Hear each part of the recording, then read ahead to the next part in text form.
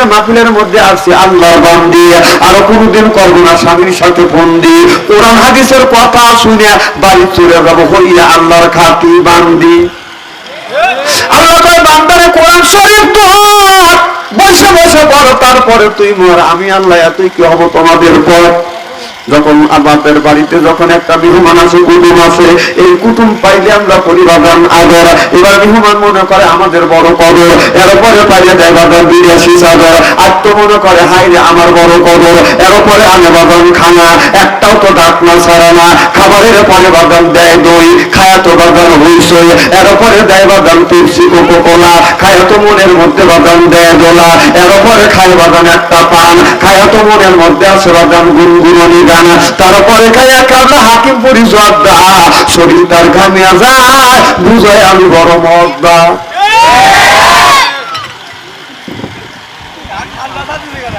নানা গরম আছে।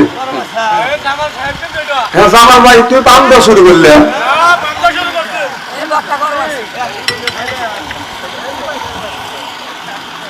আমার ভাই না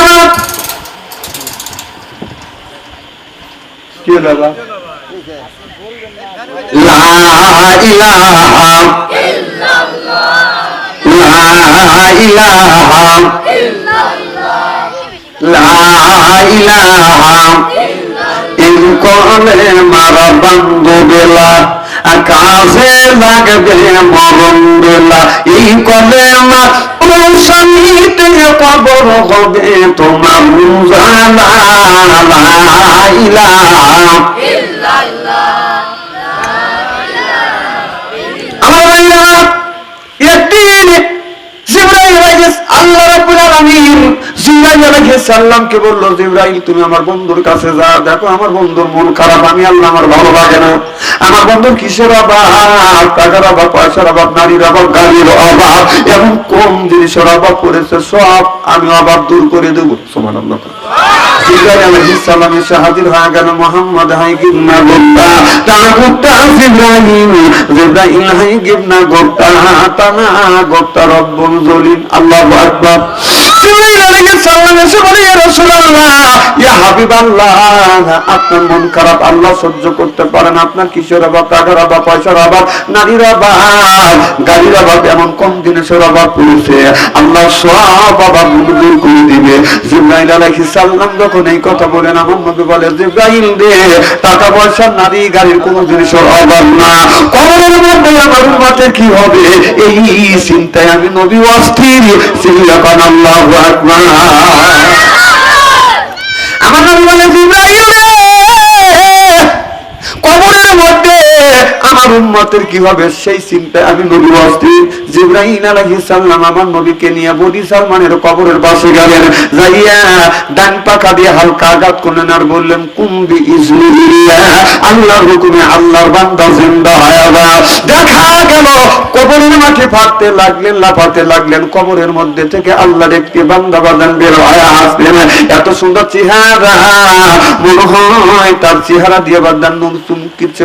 আম্মা মান সাকুলাত মাওয়াজিনুহু, আল্লাহু আকবার।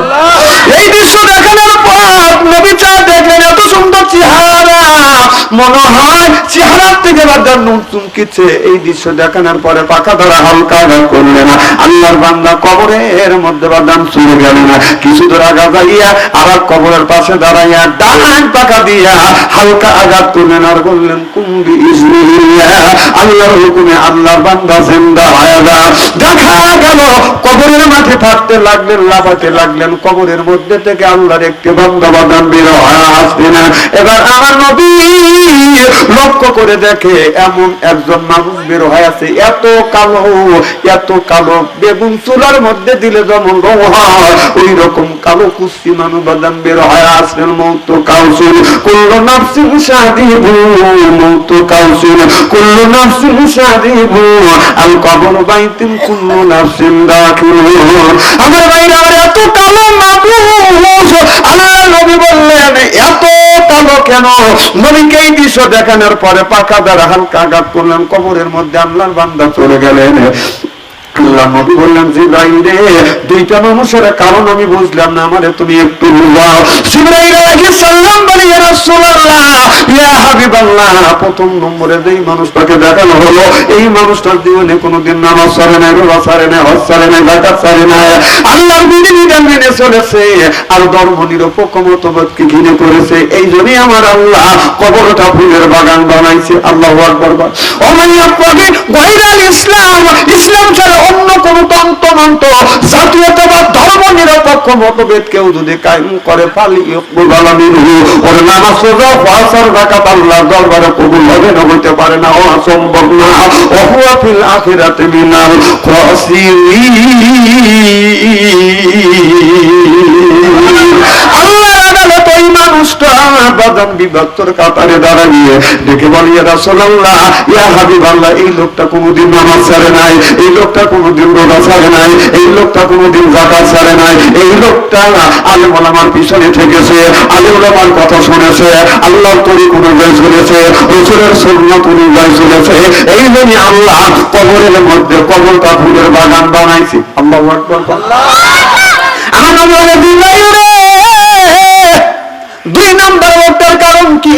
জিবরাইল আলাইহিস সালাম বলে, নবী গো, এই লোকটা নামাজ পড়ে নাই, রোজা রাখে নাই, হজ করে নাই, যাকাত দেয় নাই, ধর্ম নিরপেক্ষ মতভেদকে গিরিফ করে ধরেছে, আল্লাহর বিধিবিধান মানে নাই, রাসূলের সুন্নাত মানে নাই, বিধান আমার আল্লাহ কবরের মধ্যে